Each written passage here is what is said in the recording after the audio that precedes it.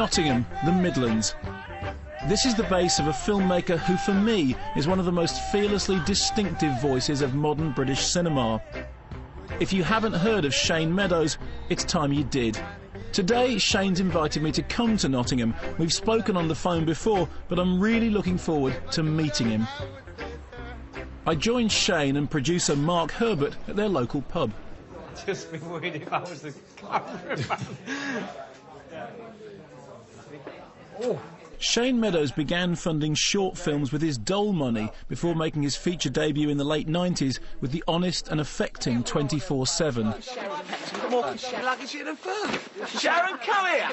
What's all these bags? What are you shouting about now? What's all these bags? What do you think all the bags are for? I don't know, Sharon. Tell me what all the bags are for. Tell me about it. His last film, Dead Man's Shoes, took him right back to his low-budget roots to reinvent the revenge thriller genre.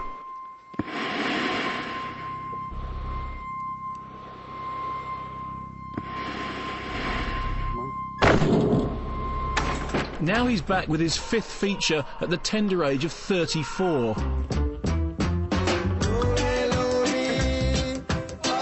This Is England is a rites of passage story inspired by Shane's own experiences. It's set in 1983, an era of mass unemployment, the Falklands War and the rise of the National Front. But the film reminds us that skinhead culture wasn't always infected with racism. People forget that there is a whole wave of skinhead culture that has nothing to do with the right-wing element, that actually came out of multiculturalism, and your film addresses that. Yeah, and people seem to have forgotten, or maybe don't even know, that the whole nature of what skinhead was born out of.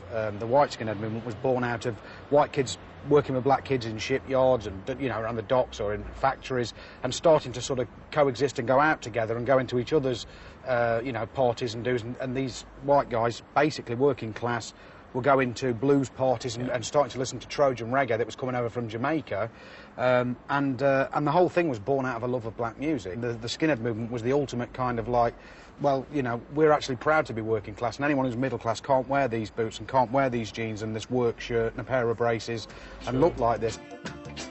In the film, the young boy Sean gains acceptance from a crowd of skinheads having been bullied by other kids. So what's this? Who's picking on you, lad? Some lad at school. What's his name? Harvey. Harvey? So the bloody girl's name is Harvey. Hello, I'm Harvey. I've come to give you jip. Shane vividly recalls the moment he became part of a gang. Someone gave me a Ben Sherman that was too big and a Cromwell that was too small, but because the names were right, you know, and I had a pair of jeans that I rolled up that were too long anyway, but so I had like real big donuts for Rami Docks. But because they were the right pieces, I was just accepted, you know. Amazing. Oh, yeah. What a transformation! And all of a sudden you're part of this gang, and it's not like they're going out looking for fights, but because people know you're part of that, they'd leave you alone, and you looked scary, and there was, you know, as a young boy who's being preyed on, like Sean is in the film, there was an appeal to that, and what this film tries to do is say, yeah, there might be an appeal to that, but if you keep running with people of that age and you keep dancing around the fire, at some point you'll get burned. The lead actor, Thomas Turgoose, had never acted before and was found by a casting scout in Grimsby. Sean, come here. What? Come and sit down, I want to have a word with you. Why? And you have in the film the most fantastic kid. How did you find him? We'd seen quite a lot of kids, and they were just... I think Shane always sort of knew that it was going to be something special to really carry this. Kids in just about every single scene. And there was this... we saw a few kids, and then Tomo came in, did an improvisation with Joe Hartley, who plays synth, and it was just amazing. And Shane, you know, I think Shane... I could just tell from looking at Shane that was it. It was a boy at school. He made a joke about Dad, so I hit him. Well, what did he say about Dad? I don't want to say it, Mum, it's disgusting. Sean, I want to know what he said about your dad. I've been picked on 3 times today. All because of my trousers. Lots of things that happen in the film actually were part of my life.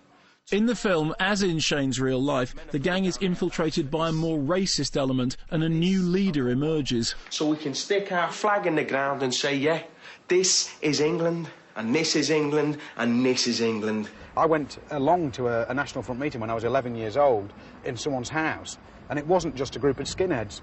The basic picture I was painted was we're going to go on the trains to Brighton, we're going to go to these coastal towns, and we're going to stop people coming in on boats.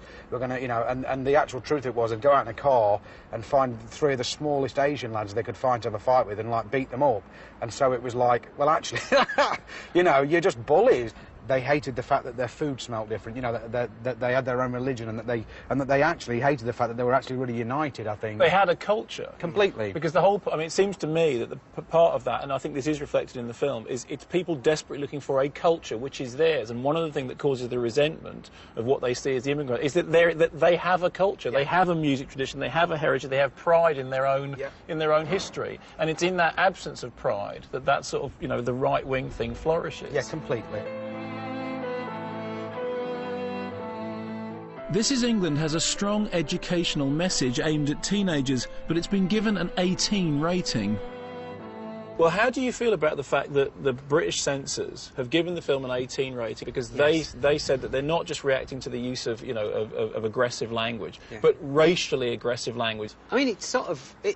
I feel quite shocked by it, really, because I think one of the things that we did every day, you know, and the actors were all so conscious about what they were saying, and Shane with Tomo would say, you know, this is why you're saying this, and this is why we want to do. So it was really considered. For me, with the film, it was like I've overachieved, really, to be honest. I've sort of overachieved by having one piece of violence and one piece of really acute verbal violence. I've managed to get an 18 certificate, whereas someone else can slay 100 or thousands of people in a film.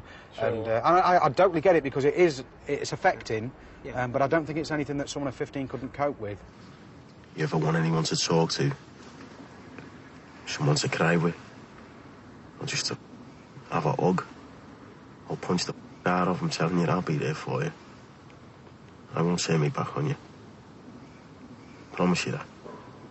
It's not like it's a film about the 80s that has no value. I think there's, you know, the impact of those things. Yes, it's set there, and yes, it's that time, but I think people can look at it as much as it's about the Falklands, it's about Iraq, and as much as it's about England in '83, it's about England in 2007. Well, those parallels, I mean, they are sort of powerfully made anyway by the title. It is This Is England as opposed to This Was England. Yeah. And you are invited to see in those two cultures similarities, and in many ways it's perhaps easier to address the present by looking at something which is historically removed. Yeah. As you know, I really like This Is England. I think it's a really good piece of work. I think the thing that defines your cinema for me is that it's very honest, it's very open about what it is, and it's genuinely compassionate. And I can't remember the last time I saw a film about characters like that had that much compassion for them, even in the midst of things which are really unpleasant and really difficult. So I think you've done a great job. Congratulations. Thank you very much. Thanks a lot, Mark.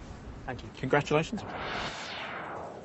And Mark's with me now. So, you like that one, then? I think it's his most confident movie to date, and there's really good breaking news, which is that some councils are overturning the 18 certificate which the film's been given by the BBFC. So individual councils are saying, no, we think it's a 15 certificate film. Individual councils making that decision. It's very impressive. So This Is England, out on 27th of April, but if you want to see the rest of Shane's films, then the Broadway Cinema in Nottingham is currently running a whole Shane Meadows season until 22nd of April. Should be good. Fantastic.